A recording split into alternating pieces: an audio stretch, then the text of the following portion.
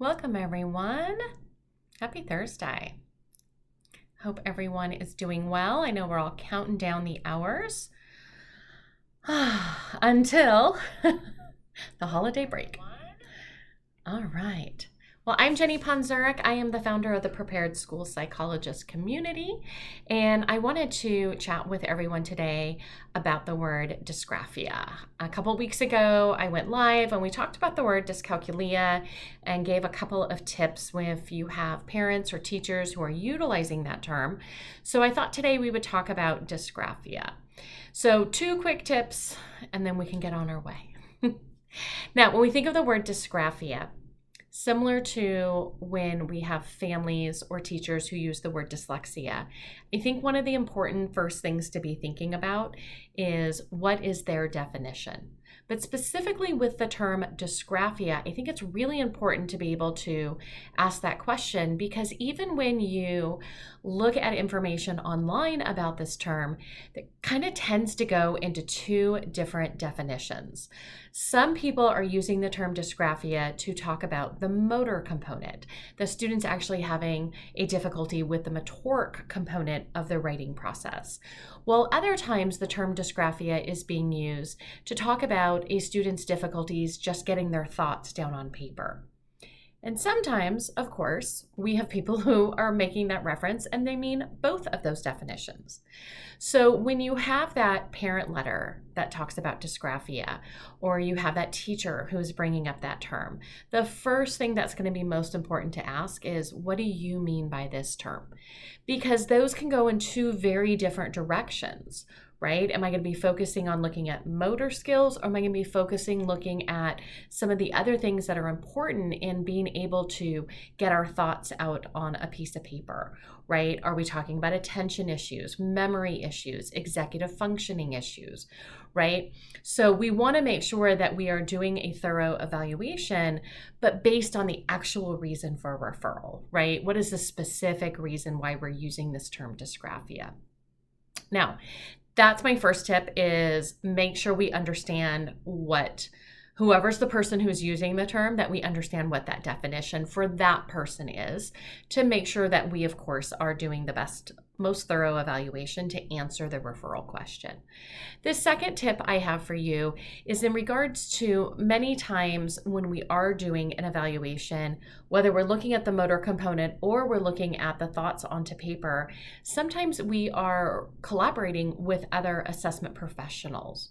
So for example, if we're concerned about the motor component and there was a decision to include an occupational therapist as part of the assessment team, well, as the school psychologist, many times I'm looking at some motor skills, but if you're going to be their occupational therapist, I would love to know, what do you usually give? What do I not need to do, right? There's no reason for us to over test a student. So what are you going to be looking at so I know where to focus my attention on? Right? Similarly, I know there's a lot of great tools that exist out there where we can get a more in-depth look at the writing process, whether we're talking about a tool like the Test of Written Language or something like the Pfeiffer Assessment of Writing. When we look at some of those different tools that we have available to us, well, a lot of times there's possibly someone else on the assessment team who is also giving a test that's looking at writing, right? For many of our school districts, it's our ed specialist or special ed teachers who are evaluating writing skills, whether they're using something like the Woodcock-Johnson or the KTA or the Wyatt. So again, if we're going to go in and do a little bit more evaluation so we can get a little kind of a deeper examination of writing skills, we got to know what's the difference between this very specific writing assessment tool versus how this is being examined through maybe more of a broad achievement battery. Right?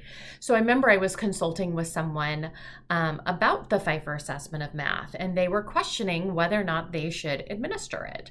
And, there's some great subtests that are part of that tool, but there was also other assessment team members that were involved.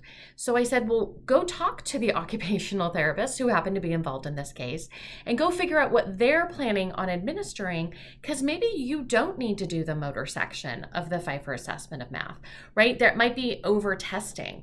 I said, this is probably a newer test for the occupational therapist to even look at. So, you might want to go sit down with your occupational therapist and be like, well, this is what the subtest that I was thinking of administering, this is what it looks at.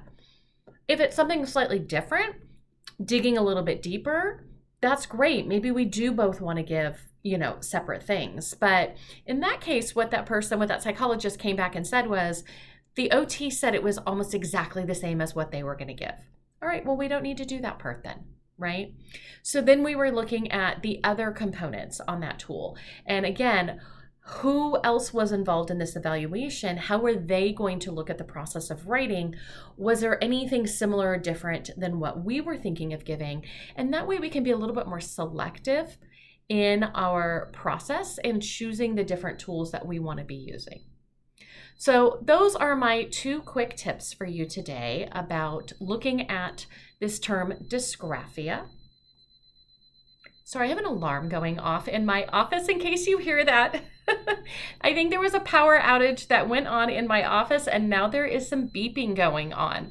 So just wanted to finish up our conversation by letting you know that next month in December, we are going to take a deep dive into a conversation about dyscalculia, dysgraphia, and dyslexia so that people feel comfortable when we have parents and teachers that are utilizing that term.